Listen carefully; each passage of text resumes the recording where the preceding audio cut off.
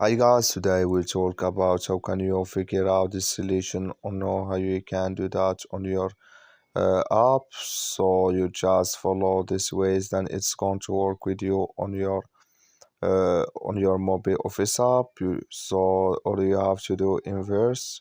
You just go here above slides here, just click on it here.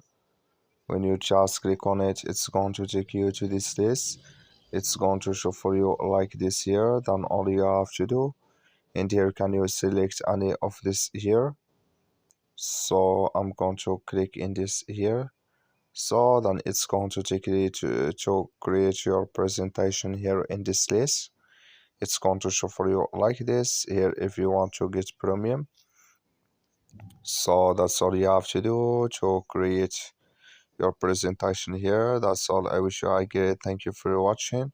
Don't forget to support us by liking, subscribe.